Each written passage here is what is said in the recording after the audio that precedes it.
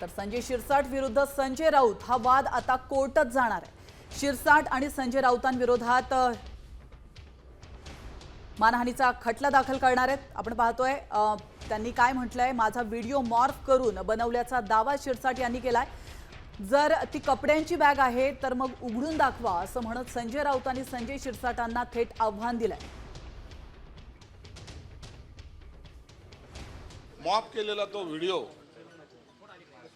माझ्या बेडरूमचा व्हिडिओ, तर तुम्ही जर काळजीपूर्वक पाहा तर तो मॉप केलेला व्हिडिओ आहे आणि त्यामुळं बदनामी करण्यासाठी हे इतक्या नीच पातळीवर उतरू शकतात हे राजकारणामध्ये आम्ही पहिल्यांदा पाहतो। म्हणून हे चरित्र हनन करण्याचा प्रकार हे जे काही वारंवार करतात त्यासाठी त्यांना मी आबरू नुकसानीची एक नोटीस आज त्यांना पाठवणार आहे।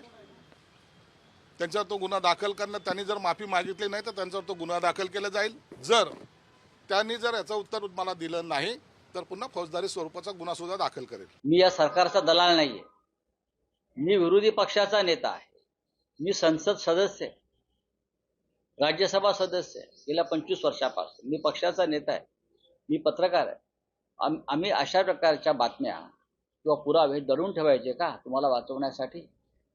कपड्याची बॅग असेल तर उडून दाखवा, जी उघडलेली होती त्यात दिसतंय काय आहे ते। माझं संजय शिरसाट यांच्याशी व्यक्तिगत भांडण नाही, जे समोर आलं ते दाखवणं हे माझं पत्रकार म्हणून आणि विरोधी पक्षाचा नेता म्हणून माझं कर्तव्य आहे आणि हा अधिकार मला संविधानाने दिलेला आहे।